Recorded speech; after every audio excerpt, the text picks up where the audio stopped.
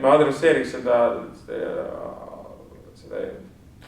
selle debati alguses sellist väga energilist ja emotsionaalset sõnavõttu, et ma ütleks niimoodi, et võib ka väita, et teabehange on selline kirurgiline meetod, mida me kasutame ainult terroristide, luurajate, kõrgel tasemel korruptsiooni vastu. See on ilmselgelt probleem, kui sellist erirelva või skalpelli hakatakse kasutama kõigi suhtes, aga võiks küsida, mis seda aitab ära hoida, et juba siin härrasmees ütles, et õigusrikkumine ei ole nende julgeolekuasutuste huvides, sellepärast, et see kompromiteerib nende enda töötajaid, muudab nad haavatavaks. Samas siia lisandub ka järelevalvesüsteem, õiguskantsler, sõltumatud kohtud ja õiguskantsleriga, kellega ma täna ka rääkisin, tema ütles, et kinnitas seda, mida ta on öelnud ka nendes iga-aastastes ülevaadetes, et probleemi ei ole.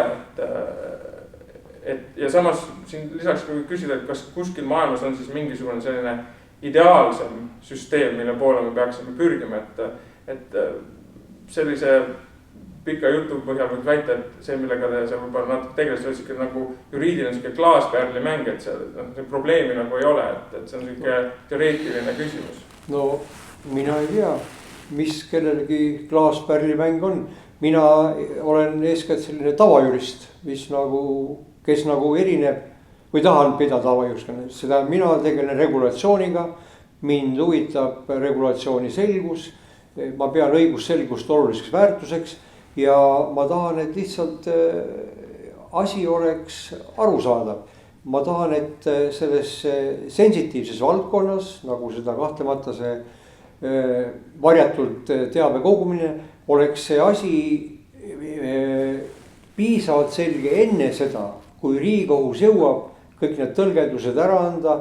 Meil jäi nüüd vaidlus üles, et kas see peab toimuma 20 aasta jooksul või 30 aasta jooksul. See on minu mure, et klaaspärlimäng, jah, see väide lähtub arusaamast, et ongi niimoodi, et julgeolek on suurem väärtus kui need põhiõigused. Kui niimoodi öelda, siis poleks midagi vaja, aga minu meelest Ülle Madise rääkis väga kenasti ka sellest, et tegelikult ongi nii.